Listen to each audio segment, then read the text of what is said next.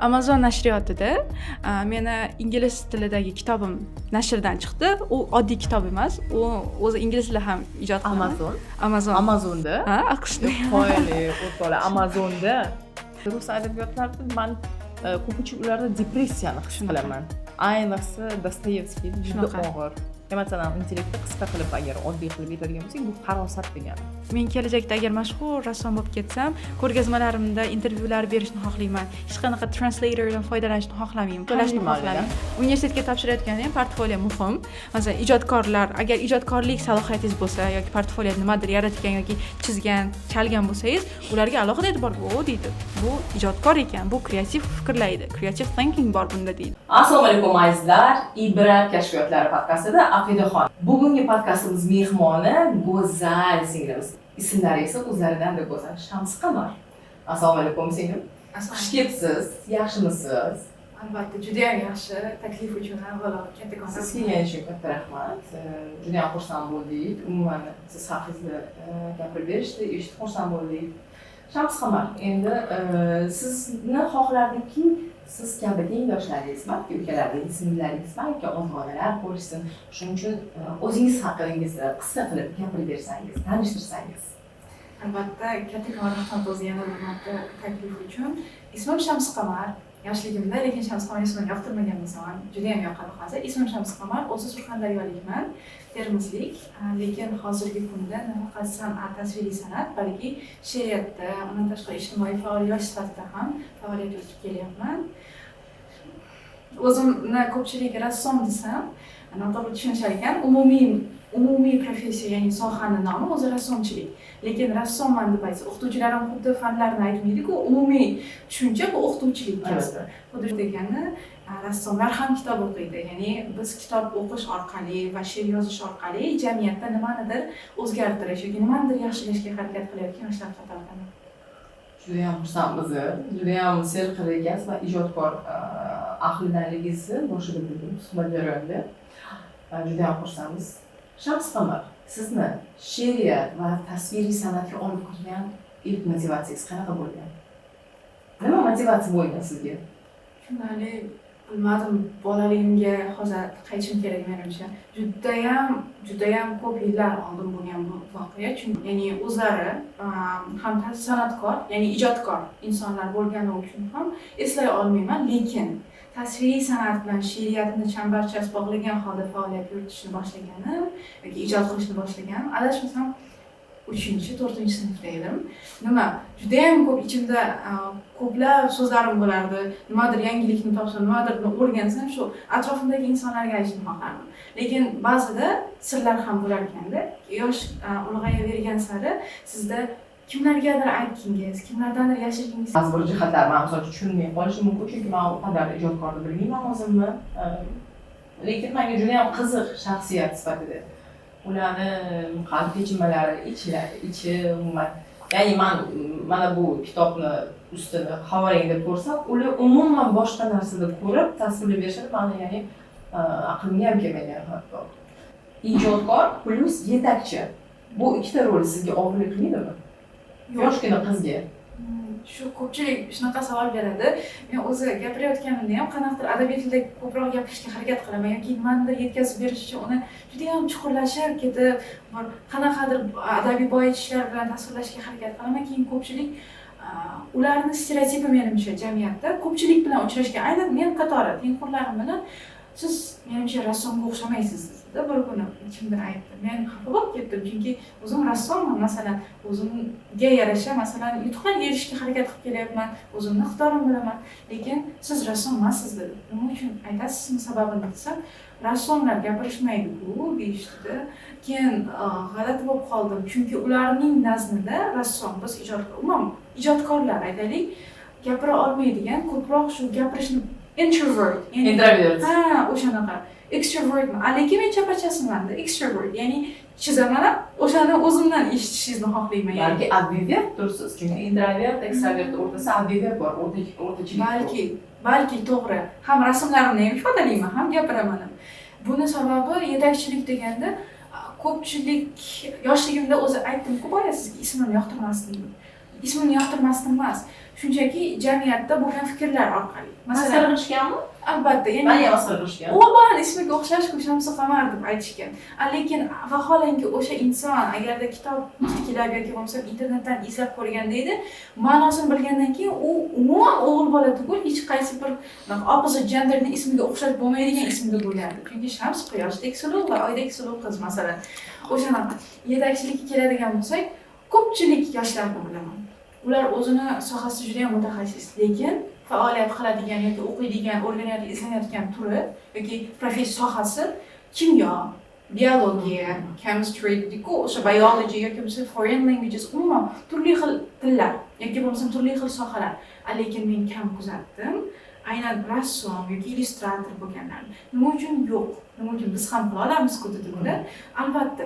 Keyin yana bitta aytib o'tdim-ku sizga hozir, rassomlar ham gapirishni biladimi deb. Men kitob o'qishni boshlaganimdan keyin juda ham boshqacha ko'rishni boshladim. Va undan keyin o'zi oldin ham shevamiz yo'qda Termizda. Lekin undan keyin kitob, masalan, men Alpomish dostoni haqida hozir rasm chizyapman-da, illyustratsiya chizyapman. Juda ham bir mashhur asar biz uchun doston, masalan, Qo'ng'irot elidan, o'zimni Surxon elidan. Lekin undan oldin men shunchaki u zo'r narsa bo'ldi, zo'r xarakter. Lekin kitobni o'qiganimdan keyin, kitobni o'qib boshlaganimdan keyin umuman u haqida bo'lgan fikrim va nutqimdagi ba'zi bir defeksiyalar ham o'zgarib ketdi. Ya'ni qanaqa? Oldin masalan biz deb gapirardim. Yo'q, biz bo'ldi. Men, yo'q, men. Ya'ni qo'rqardimki, men adabiy tilda gapirsam yoki extrovert bo'lib qolsam, qolganlar meni boshqa rassom emas bu qiz, bu shunaqa bir qanaqadir bir so'zamon bir qizga o'xshatadi deb. Jamiyatda mana shu, nafaqat bizning jamiyatda, o'zi umuman har bir jamiyatda bor bu narsa. Qolip tiqish bor. Mana bunday bo'lishi kerak edi. Yangi ramkalarga tiqish bor. Vaholanki har bir inson o'zi alohida shaxs. Umuman aniq qaytarilmas. Misol uchun aytaylik, ko'zni qorachig'i har bitta odamga individual bo'ladi. Har bir insonniki. Hamda barmog'imizdagi mana shu barmoq izlari individual bo'ladi bu narsa. Ya'ni boshqa qaytarmaydi. Xarakter masalasi ham ichki dunyo mavzuli shaxsiy hayotingizdan bog'liq. Chunki har bir insonning hayotida kamida bitta insonga ular suyanishadi va bitta insonni yo'l yo'riqlari asosida kimdir bu shakllanishga urinishadi va udasidan chiqishi ham mumkin agarda chin dildan niyat qilsa. Va shunaqa bekorga ayolga urg'u bermayman. Chunki ko'pchilik o'ylashadi, buyuk insonlardan nima uchun ayollar kamroq chiqishadi? Nima uchun aynan ko'proq o'sha erkaklardan yoki buvalarimizdan yoki ajdodlarimiz nimaga ko'pchiligi aynan erkak kishi, ayol kishi emas? Lekin bilmaymizki, ularning har bir muvaffaqiyatli insonning orqasida uning ayoli, farzandi, ya'ni qizi yoki onasi turadi. Xuddi shunaqa mening ham hayotimda ajabimni o'rni juda ham boshqacha. Maqtamoqchi emasman, asl haqiqatni aytmoqchiman. Buning sababi onam deb o'ylayman. Chunki ayol kishi aytganingizdek ilmli bo'lsa, u tarbiyalayotgan inson ham ilmli bo'ladi. Eshitgandim. Birinchi biz eshitadigan mehr yoki tuyadigan his bu onamizning sutidan va aytadigan annasidan keladi. Balki meni quloqlarimga yoshligimda ko'proq she'r aytgandirlar, shuning uchun she'r aytgan qiziqib ketgandirman. Manimcha oilangizdan o'zlari ijodkorligi bor inson deb bilaman. Chunki o'z-o'zidan aytaylik, masalan, ota-onangiz uydagi muhtojlar aytaylik, fiziklar, matematiklar bo'lsa, tabiiyki ularni farzandlari yoki huquqshunoslar bo'lsa, ularning farzandlari shu sohada, ya'ni uyingizdan bu narsa, hamma narsa oilada boshlanadi. Demak, oilangiz darajasini bilmaganlar, bilim qanday qadrli narsa ekanligini bilmaganida edi, balki bizni to'g'ri yo'lga boshlamasdilar. Balki qizim, sen yaxshi qiz bo'lishing kerak, yaxshi oilada ulg'ayishing kerak bo'ldi. Shu, sen yaxshi ona bo'lishing kerak deb aytdi. Yo'q, unaqa demadilar. Qizim, siz nimani xohlaysiz? Ha, ayjon, men shunaqa Shams Qamar ismimni hamma bilishini xohlayman, yozgan she'rlarimni butun dunyo eshitishini xohlayman. Va Usmon Azimga, Sirojiddin Saidning she'rlarini qanaqa mazza qilib aytsam, meni ham boshqa insonlar yozgan she'rlarimni shunaqa aytsin, ifodali aytsin, videolar qilishsin degandim. Yana bitta ma'lumot, yaqinda bir necha yillar oldin o'sha gapni uddasidan chiqdim. Qanaqa? Amazon nashriyotida meni ingliz tilidagi kitobim nashrdan chiqdi. U oddiy kitob emas. U o'zi ingliz tilida ham ijod Amazonda. Ha, AQShda. Qoyali, o'rtoqlar, Amazonda. Shunaqa AQShning Amazon nashriyotida chiqib, nafaqat Yevropa bo'ylab, balki o'zim keyin ishonmadim nimaga dedimda ishonmadim shunaqa nima deydi shunaqa fact checking qildim keyin chindan Amazon UKda ham Yaponiyada ham Xitoyda ham o'zini tillarida chiqib kelyapti undan tashqari bu oddiy kitob men uchun oddiy kitob emas edi bu xuddi shunday siz aytayotgan ayol obrazini gavdalantirgan kitob nomi ham Image of a Woman ya'ni ayol surati edi va buni ichiga men ayajonimni biz uchun baxshida etgan eng go'zal onlarini yoki bo'lmasam dedicationlarini ifoda etishga harakat qilganman rasm ham chizganman ham she'r ham rasm va juda ham xursand bo'lib ketganman ishoning bu faxr necha yosh bo'lgansiz o'shanda adashmasam 16 yoshda Amazonda kitoblari o'zini yozgan kitoblari chizgan suratlari bilan nima deyish faqat faxrlanaman sizlardagi singillarimizdan ukalarimizdan juda ham faxrlanaman xudo xohlasa parvozingiz undan-da yuqori bo'lsin bu juda katta narsa ayniqsa otangiz uchun bu faxr umuman bir o'zbek qizi o'laroq vatan uchun ham faxr bu juda ham xursandman xudo xohlasa yutuqlaringiz bundan ham bardavom bo'lsin u juda ham umid qilaman tez kunlarda undan ham katta yutuqlarni mana bunaqa bo'ldi deb aytasiz Shamsqamar she'riyat va badiiy san'at sizni asarlaringizga uyg'un bunda qaysi metodlardan foydalanasiz ya'ni qo'llanmalar albatta o'zi bilasizmi birinchi bo'lib rasm chizganman she'r yozmaganman aytib o'tdim va rasmni ham lekin oddiy nimanidir manzarasini natyurmortni chizishni xohlamasdim kompozitsiya yaratishni xohladim chunki eng man degan ijodkor bo'lish uchun avvalo o'zi tomonidan nimanidir yaratish kerak masalan Nikola Tesla nimanidir yaratgan to'g'rimi Bill Gates masalan nimanidir yaratgan to'g'rimi xuddi shunaqa ijodkor rassom ham nimanidir yaratish kerak qanaqadir bir chehra yaratish kerak obraz yaratish kerak shu obrazlarni gavdalantirib yurardim keyin she'riyat bu yoqdan paydo bo'lib qoldi paydo bo'lmagan bor bo'lgan faqat uni men ham bilmaganman u borligini ya'ni vulqonlar jim turib birdan yoqiladi o'shanaqa bo'lib qoldi o'shaning uchun man to'g'ri balki yaxshi emas lekin rus adabiyotini u qadar nima qilmaslikka harakat qilaman chunki bu ruhiyatga juda ta'sir qiladi depressiv holatga olib keladi mana Kareninani ham misol o'qib chiqsangiz shu Oneginni ham o'qigan bo'lsangiz Pushkinni nimalari shunaqa jihatlari bor balki bu iqlimmi o'ziga xos nimasidir ta'siridir chunki D vitamini o'zi bilan suv quyosh nurida bo'ladi va bu isbotlangan narsa qancha sovuq o'lkalar bo'lgan bo'lsa shunchalik ularda u yerda yashagan aholi depressiya masalalar shuning uchun ba'zi bir davlatlarda hukumat D vitaminini bepul tarqatadi aholisiga shuning uchun deb o'ylayman bilmadim lekin biznikilar endi hammaga o'ziniki yaxshi lekin Usmon Azim bu alohida mavzu ular darg'adi I have documents bu masalada shuning uchun juda sizni ham didingizga qoyil siz aytdingiz-ku o'zi chindan she'riyat va adabiyotda chindan o'zini har birini tafti bo'ladida masalan O'zbekistonda nimadir tafti bor masalan Usmon Nosir Mekolgan 32-33 yil umr ko'rgan bo'lsalar masalan o'sha kichkinagina umrda nima qilishni isbotlab berdilar-da masalan biz buni she'rlarini judayam bilamiz-ku itoat et agar sendan vatan rozi emas bo'lsa yoril chaqmoqqa aylan sen yorilmayli tamom bo'lsam yoki hozir eshitib shunaqa siz aytdingiz shu bo'ldi hozir birga borsam shu hozir shu bo'ldi yo'q haqiqatdan juda kuchli bir xillar aytadi-ku 100 ga kirgan deydi insonni umri uzoq bo'lgani bilan lekin behuda sarflangan umr o'zidan hech qanday bir yaxshi iz qoldirmagan bir keyin 2024-yilda judayam hayotimda yoshligimda orzu qilgan narsamni amalida isbotini ko'rdim qanaqa judayam xohlardim o'zim aytdim-ku sizga judayam yaxshi ko'raman bitta she'r bor bilsangiz yo'q endi ko'nglingdan chiqara olmaysan qalbingda quyoshdek porlayveraman ming yillar qariga ketganingda ham men seni samodek chorlayveraman mana shu kichkina misralar bilan boshlangan hozirgi kunda bizda trend deymiz-ku judayam zamonaviy nima deydi platformalarimizda challengelar bo'lib ko'rdimmi Instagramda juda ko'p video bu kimni qalamiga mansub Zebo Mirzo o'zimizning taniqli shoira ustozimiz ya'ni shunday insonlar borki ular bu ancha oldin yozilgan she'rlar lekin vaqt o'tib trendga chiqdi shunaqa manga keyin yana bitta narsa yoqdi bilasizmi man to'g'risi unaqa ijodkor ahlidan emasman lekin Rauf Parfini Shavkat Rahmonni Usmon Nimazmi she'rlarini o'qiganmiz, Muhammad Yusuf yoki bolalar shu nimasida Anvar Obidjon endi u bolaligimizdan-da. Zebo Mirzayevani hamda, lekin undan yoshlari men uncha bilmasdim yoki bo'lmagan o'rtada bir bo'shliq bo'lib qolgan. Lekin so'nggi paytlarda menga juda ham yoqadigani Jontemir Jondor. Bu o'zbek mashrabi.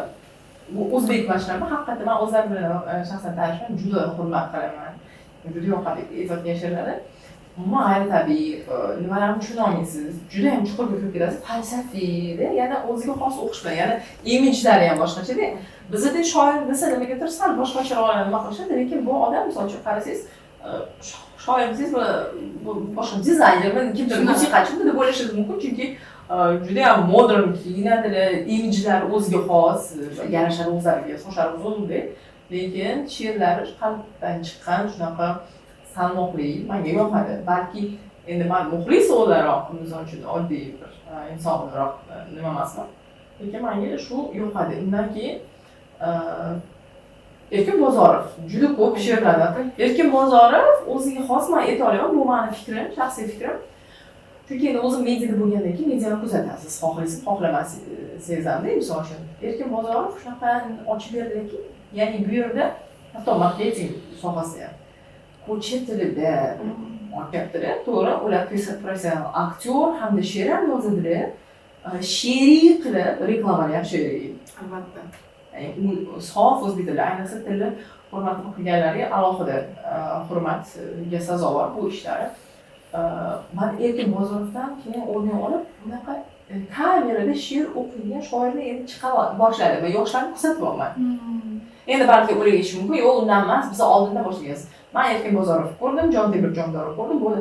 Men qo'yganlarni endi ko'ryapman. Menga lekin juda ham yoqyapti. Keyin hozir esimdan chiqarmayman. Najmiddin Ermatov.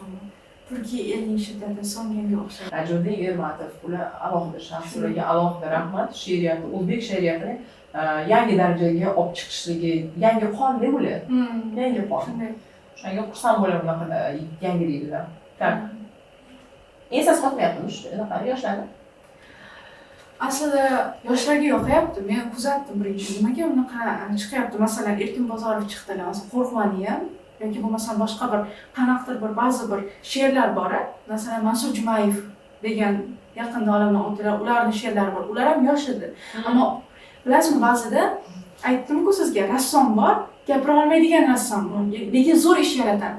Ba'zilar bor, ham uni yozadi, ya'ni chizadi, ham uni zo'r qilib targ'ib ham qilib beradi. Erkin Bozorov ba'zi o'sha shoirlarimiz bor, introvert shoirlarimizni ham hali tanilmagan she'rlarini o'qib beryaptilar. Ular faqatgina kichik bir auditoriya yoki katta bir ijodkor auditoriyasiga tanishadi. Endi esa butun olamga tanishtirilyapti, bunaqa targ'ib etilyapti. Shunaqada adashmasam Erkin Bozorov ko'proq menga shu ijodkorlik yondashuvlar juda ham yoqadi, chunki kamera bilan ishlashni. Chunki bilasizmi, eng yaxshi kreativ o'ylaydigan hozirgi kunda odamni, intellektual odam bu hamma narsani bir shingil bo'lish kerak. Masalan, kameradan bir shingil bo'lish kerak, aktyorlikdan, dublyajdan yoki bo'lmasam aytaylik ifodali o'qishdan. Ularda shunaqa narsa. Najmiddin Ermatov, keyin aytganingizdek Jontemir Jondorni tuproqning tegadi g'ashiga lalalayko darvesh qo'shadi. Men shundan taniganman. Men shundan taniganman. Birinchi tushunmaganman nima haqida. Keyin bilsam bu darvesh qo'shig'i nomiga e'tibor berganimdan keyin o'zi umuman satrlarga ham e'tibor berdim. Xuddi shunaqa 2024-yilda yosh ijodkorlar an'anaviy zomin seminarida butun O'zbekiston bo'ylab shunaqa yosh ijodkorlar orzu qiladi. Men ham eshitib qoldim. Voh dedim, qani nima to'ra xaltalar deydi-ku, yuklarimni oldimda yelkamga Qashqadaryo tomonga ketdim. Qashqadaryoda saralash bosqichi bo'ldi va o'ylabsizki, g'olib bo'lib chiqdi bu yerda. O'sha aytib o'tgan, hozir maqtagan shoirlarimiz bilan bir davrada suhbat qurib, bir davrada she'r yozdik Zomin tog'larida. Bilasizmi nima bo'ldi? Orzular orzuligicha qolmas ekan. Faqat niyat bo'lsa, yaxshi, chiroyli bo'lsa va harakatingizga bog'liq ekanda. Men umuman hech kimga e'tibor bermadim. Bo'ldi dedi, men Surxondaryodaman, Qashqadaryogacha qancha dedim, masofa dedim, yetib boraman dedim. Bordim. Shu yerda she'r yozib tashladik. Shoir asli she'r emas, shoir asli gadodir. O'shanaqa she'rlar bilan o'sha yerni o'zidan o'qib tashladik. Va ona haqida bitta lirik chekinish qilsak-da, men o'shani xohladim. Bulutga maktublar qoldirib, qirlarga yo'llama ohingni, ko'zlaring yoshlarga to'ldirib, qizim deb yig'lama onajon, qovjirab titragan qo'llaring, qarg'ishlar aylasin tanimga, tuproqqa sig'ingan yo'llaring, toshlaring yog'dirsin sha'nimga. Onajon, sochlaring burkandi, yillarning ayovsiz changiga sen yurgan hur bog'lar turgandir. Mehringdan rang qo'shib rangiga, dasturxon to'rida taomlar yo'qotib qo'ymoqda ta'mini.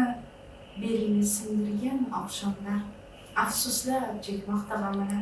Onajon, sochlaring burkandi, yillarning ayovsiz changiga sen yurgan hur bog'lar turgandir. Mehringdan rang qo'shib rangiga, egningda yozu qish kiyganing shamolda ohista uchadi, chunki u mendan-da baxtliroq, mendan ko'p u seni quchadi.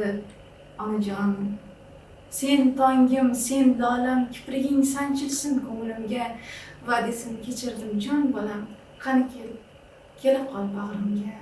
Onajon, sochlaring burkandi, yillarning ayovsiz changiga, sen yurgan hur bog'lar turgandir. Mehringdan rang qo'shib rangiga. Sochi oqini shunaqa etib beryapsizki, metafora bilan yillarni changi qo'ndi, ya'ni sochimga. Oq sochga bunaqa berishib hayolga kelmagan bo'ladi, baribir ijodkorlar ijodkor. Shams Qamar, bo'lmasa savollarga qaytsak, yana bir savol emas. Shams Qamar, bu World festivalida kutilmagan muammolarni tezkor hal qilganingizni aytishgan.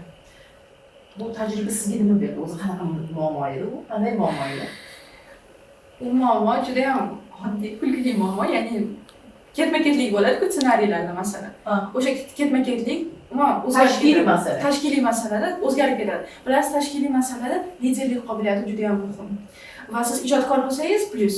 Chunki siz odamni qanaqa qalbiga yetib borishni bilasiz. Qanaqa so'zlardan ishlatishni bilasiz. Voy deysiz masalan, Marg'ilonda shunaqa kelinimiz bor ekan, biz bilmay yurgan ekanmizmi deb motivatsiya beraman. Ya'ni qanaqa? Siz buni qilishingiz kerak, siz nimaga o'zgarib ketdingiz? Bu yerda o'sha liderlik qobiliyatini tushundim. Qanaqa? Liderlik qobiliyati, bo'z bilan o'zi liderlik tushunchasi bor-ku bizda. O'sha liderlik chindan bu faqatgina nimanidir boshqarish, kimgadir aytaylik ko'rsatib yoki sen mana shuni qilishing kerak deb bo'lib berish emas ishlarni, jamlanmasini, balki kimningdir ko'ngliga yo'l topib, unga aytmasingizdan turib, mana shuni qilsak bo'lmaydimi degan vaqtingizda, to'g'ri aytasiz deb uni ham sizni fikringizga qo'shilish. Qanaqa? O'sha vaziyat ssenariylar o'zgarib ketdi. Nima qilishni bilgan panikaga tushishingiz tabiiy bu. Masalan, sarosimaga tushib qolasiz masalan. O'sha vaziyatda biz jamoamiz bilan bo'ldi. Bu bo'lmadimi? Bunisini qilamiz. Bo'ldi. Hech kimga liderlik qilmadi, balki liderlar jamoasini tarkib topdi. Biz qanaqa? Hamma o'zini fikriga ega va hamma o'zini fikrini berdi va umumiy qilib biz xulosa chiqarib nimanidir qildik. O'zi Kitob olam festivali juda ham zo'r festival. Bu Yoshlar ishlari agentligi ham, keyin o'zim ishlab turgan Yoshlar ittifoqi markaziy kengashi bilan o'sha umuman butun yoshlarga e'tibor qaratayotgan tashkilotlarni tashabbuslari bilan bo'ldi bu loyiha. Endi davom etadi nasib bo'lsa bu festival ko'rinishida.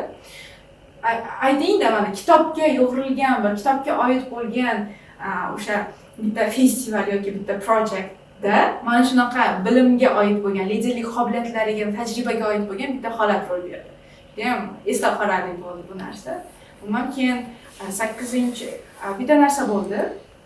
Bildingizku, hozir biz aytyapmiz, suhbat, qanaqa communication qilish masalan, barcha ijodkor boshqa insonlar, ordinary people dan farq qiladi, chunki biz qanaqa gaplashishni bilamiz.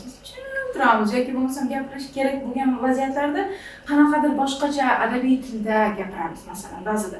O'shanaqa 8-chi Markaziy Osiyo ekspertlar forumi bo'ldi. Qirg'iziston, Qozog'iston, Tojikiston, Turkmaniston kabi davlatlardan kelgan rassomlar bilan birgalikda men ham ish qo'ydim. U yerda do'stlik xalqaro ko'rgazmasida. Meni ishim diptix ishi edi, ya'ni ikkita asar. Bittasini olib qo'ysangiz, bittani asarda bo'lmaydi. Ikkitadan tartib topgan bitta asar. Diptix asarimda Surxon ayolini gavdalantirgan edim. Qarang, men Surxon ayolini gavdalantirgan. Kimningdir onasi bo'lib chiqishi tasavvurga kelishi mumkin.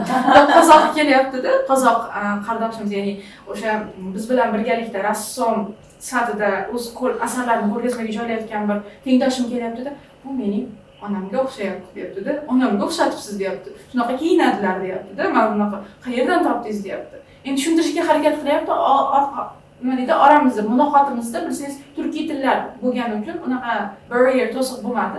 Shuning uchun o'ylab qoldim.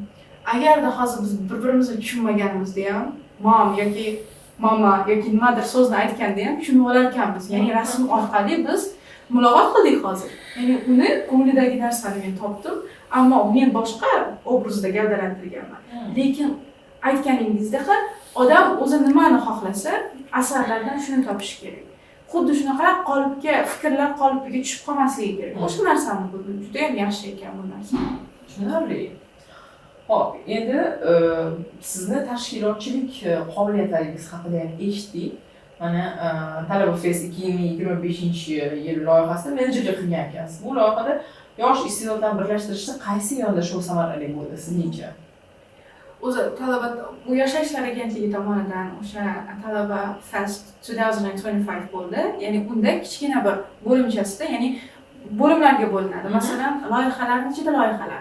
O'shanda Talaba Talent Creative Show'sini menejerligini, koordinator bilan menejerligini, tashkilotchiligini oldim va o'shanda eng ustun bergan narsa bu san'atkorlar bilan, ijodkorlar bilan ishlash bo'ldi. O'z nomidan ham kelib chiqibdi. Kreativ talant iqtidorlari bilan ishladik. Va o'sha yerda bitta hodisa bo'ldi. Bilasizmi nima bo'ldi? Bitta hamroh bilanmi, bitta ishtirokchi chiqyapti. Ko'rinishidan juda ham sog'lomdek, masalan, ko'rinyapti va qo'shiq aytdi. Va qo'shiq aytgandan keyin biz bildikki, tusha olmay qoldilar. Sahnadan tusha olmayaptilar, hamrohini chaqiryapti. Va tushundik, qarang, san'atni boshqa kasblardan bitta ajratib turadigan farqi bu odam tanlamaydi. Ya'ni u sog'lommi, ijtimoiy o'sha nima deydi, cheklanganmi, mana bunaqa nogironligi bor shaxs. San'at unaqa insonlarni tanlamas ekan. San'at umumiy bag'riga olar ekan hammani. Ovozi shunchalik chiroyli edi va men juda ham xursand bo'lib ketdim. Bilasizmi? U necha yuzlar kilometr masofani bosib bitta qo'shiq aytish uchun keldi, lekin san'ati uchun keldi. U vodiydan ekan. Qarang, oddiy insonlar ba'zida qo'rqib yoki bo'ladi, bu nima qatnashsak ham, qatnashmasak ham bo'ladi, lekin bu orzusi tomon keldi. O'sha narsa e'tiborimni tortdi va san'atga bo'lgan mehrim yana ham oshib ketdi men. Judayam zo'r narsa. Umuman sizda hammasi jam bo'lgan ekan. Liderlik qobiliyati, bu yoqda til masalasi, bu yoqda ijodkorlik, privadonligi. Hop. Shams Qamar, UNESCO Youth Summit va BMT dasturlarida ishtirok etish. Mana shu haqida gapirsangiz, chunki siz xalq ommalarida juda ham aktiv ekansiz. Bu masalada faol ekansiz. Men bo'lmam xalqaro tashkilotlarda. Rahmat.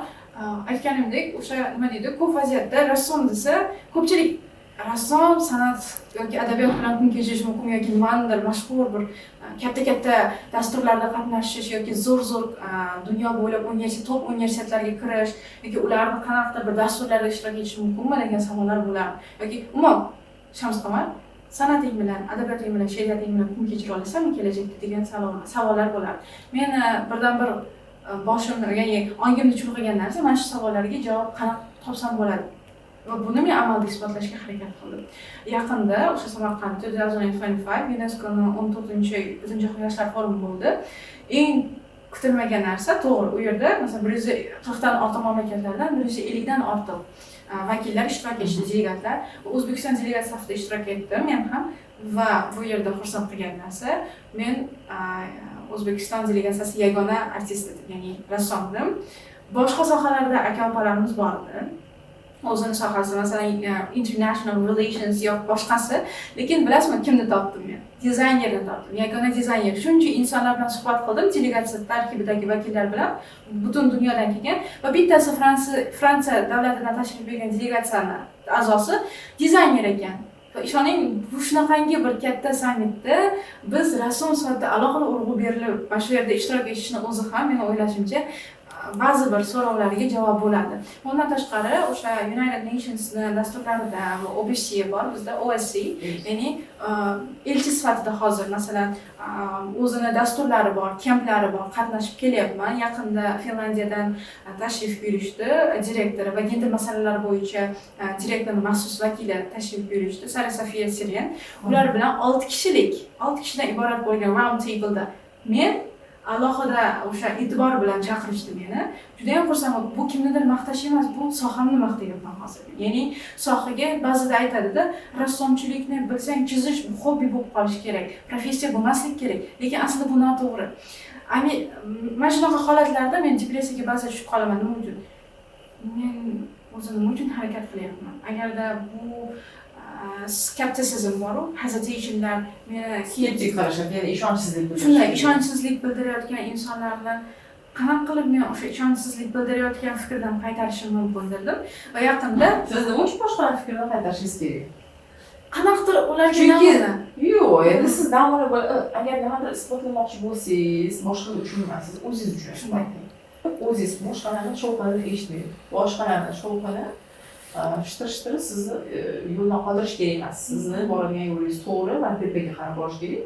To'g'ri chiqayotganda ham bilasiz, bitta mayda tushida shox-shanbali, namati ham do'lelab bo'ladi, shilinadi, o'tib ketishingiz to'g'ri, lekin o'tib ketasiz-ku. Voy, mana bitta shilishyapti mayli. Unaqa qilish kerak emas, biz tepaga chiqmoqmiz, siz chetda turgan yaxshi daraxt bo'lib bilasiz-ku. Xuddi shunga o'xshagan narsa. Shuning uchun bu masalada men sizga iltimos qilgan bo'lardim. Ha, kerak bo'lsa men talaba qilgan bo'lardim. Faqat sizga balki bizni ko'rib turgan barcha tomoshabinlar akalar bo'ladi, ukalami, opalar, singillar, ota-onalar bo'ladimi? Hammamizga tegishli narsa. Atrofga shovqini sizni shaxsingizdan qaytarmasin, mana shu sizni yo'lingizdan qaytarmasin. Asosiysi shu.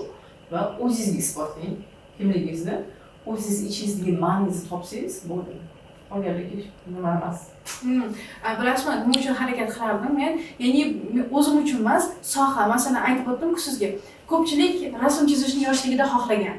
Va lekin men ham xohlaganman, lekin men juda chiroyli rasm chizarman debdi. Bilasiz, men unaqa narsalar bo'lmasdi, lekin baribir shu qog'ozdan o'zida oddiy akvarelda o'zi juda chiroyli rasmni chizardim. Meni olimpiadalarga chiqarishardi nimalarimda.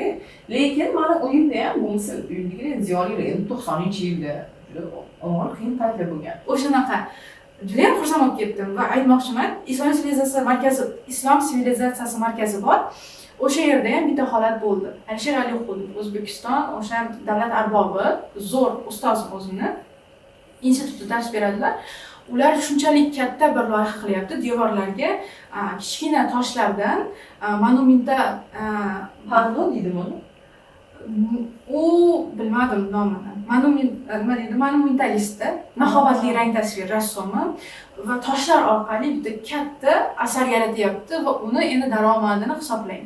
Markaziy Osiyoda ham qancha e'tibor qaratilyapti bu Islom sivilizatsiyasi markaziga va buni rassomlar qilyapti va bu o'sha joyga estetik ruh bag'ishlayotgan ham aynan rassomlarning ishi. Shuning uchun aytmoqchimanki, agar sidqidildan qarasa, boshqa narsalar bilan, boshqa yo'llar bilan qarasa, kichkina bir asar chizish yoki yaratish orqali ham uni biznesga kerak bo'lsa, daromad manbaiga aylantirish mumkin. Mana shu men rassomlardan Vyacheslav Axunovni bilaman. Ular endi ustoz rassomlardan bo'lsa kerak, yoshlari ancha katta, ota-onamiz tengida. Men ulardan katta bo'lasiz. Ular misol uchun men bilishim bo'yicha O'zbekistonda faqat ikkita rassomni asarlari chet elga shu ko'rgazmalarga chiqarkan, odamlar sotib olarkan kolleksionerlar. Va ulardan bittasi Vyacheslav Axunov. Va shu inson bilan biz hayotda ham tanishmiz va bundan faxrlandim. Erkin O'rolni bilaman. Keyin Nur. Akmal Nur. Akmal Nurlar haqida misol uchun ko'rsatuvlar qilishadi bolalikdan, shu taniganmiz, ya'ni shu ko'rsatuvlar orqali, televideniye orqali taniganmiz. Shuning uchun men juda ham qiziquvdek o'zim endi tashlab ketganda boshlasham kerak, tashlab ketgandan keyin bolalikda qolib ketgan o'shandan bir orzudek juda hozir. Shamsqamar. Mana har tomonda bor ekansiz, lider ekansiz, ijodkorsiz, ya'ni ham rassomsiz, ham she'rlar yozasiz, xalqaro anjumanlar va hokazo tashkiliy masalalar. Siz inglizcha so'zlar qo'shyapsiz. Aytingchi, siz nechta til bilasiz? Hozirgi kunda 3 ta adashmasam, eng yoqtirgan o'rgangan tillarimdan ingliz tili, chunki ayam ingliz tili o'qituvchisi. Shuning uchun yoshlikdan shu o'sayotgan vaqtimda bizda Disney kanali bo'lardi. O'zbek telekanallaridan Bolajon, yana boshqa telekanallardagi multfilmlar tugab qolsa Disneyga o'tardik, Disneydan ko'rardik. Shu adashmasam 2 yil oldin 7,5 olgandim 10-sinfligimda. O'zi biz uchun bu juda ham wow degan narsa edi, chunki rassomlarda ko'proq ijodga berilib ketamiz-da, biz keyin tillarni unchalik kerak emasdek tuyulib ketadi, chunki bizga juda muhim emas-da ular. Lekin shu vaqtda ham yo'q, qo'y, men kelajakda agar mashhur rassom bo'lib ketsam, ko'rgazmalarimda intervyular berishni xohlayman. Hech qanaqa translatordan foydalanishni xohlamayman. Pul to'lashni xohlayman. Tarjimonlardan foydalanishni xohlamayman. Ya'ni o'zim bo'lay shuni deganmanda 10-sinfligimga 7,5 oldim va yaqinda 28-avgust institutda o'qiyman o'zi. U institut Qayerda o'qiysiz siz bo'lmasa? Kamoliddin Behzodxondagi Milliy rassomlik va dizayn instituti. Hozir yaqinda topshirganingiz endi necha oldingiz? 7,5. 7,5 oldingiz. Juda ko'p dars. Bir hafta mobaynida tayyorlandim, shunchaki kitob o'qidim, qildim. Endi CD IELTS bilan paper based IELTSning farqi bor-da. Ya'ni men topshirgan vaqtimda qog'ozda bajarardik, bu safar kompyuterda ekan. Endi kompyuterda juda ko'p ishlamayman-da, ko'proq prezentatsiya kanallarida qilaman. Shuncha mayli. Bu ham biroz juda ham xursand bo'ldim. Xursandman. Juda qo'yil. Yana qaysi tillarni? Ispan tilini hozir farzandlar o'zi men chaqirgan bejizga emas shekilli. Ibrat farzandlarning YouTube kanali bor edi. O'zi juda ham qiziqardim ispan tiliga va shuning uchun boshladim. Ispan tilini o'zi oldindan boshlagandim, lekin darslarda o'sha mahfuzotlarni o'tishi juda ham yoqdi. Aynan nima deydi, ko'chada olinayotgan kadrlar orqali tushuntirib beradi. Kimdir keladi, yoki bo'lmasa shunaqa, mana shunaqa so'z bo'ladi. Chunki ispan tilini bilasiz, dunyoda o'sha ikkita til hegemon tilda, mana bunaqa mashhur til, ya'ni hujjatlar, dunyoning eng ko'p hujjatlari ikkita tilda olib boriladi. Bittasi ispan tili bo'lsa, bittasi ingliz tili. Ispan tili undan ham yuqori turadi. Ya'ni Lotin Amerikasi umuman ko'pchilik davlatlarda aynan ispan tili hozirgi kunda ham kerak bo'lsa zabonlari ko'p, ya'ni ispan zabon insonlar ko'p. Azizlar, podkastimizni shu yerda yakunlaymiz. Shamsqamar, sizga esa katta rahmat tashrif buyurganingiz uchun va qiziqarli suhbat uchun. Sizga eng yaxshi niyat tilaklarimizni, yuqori cho'qqilar, yuqori parvozlar, ham ijodiy, har tomonlama yuqori bo'lsin parvozingiz. Siz bilan faxrlanamiz. Sog' salomat bo'ling. Yana bir bor rahmat. Sizlarga esa xayr salomat bo'ling va keyingi sonlarda yana ko'rishib qolamiz deb xayrlashamiz. Siz bilan Aqida Xanum bo'ldilar.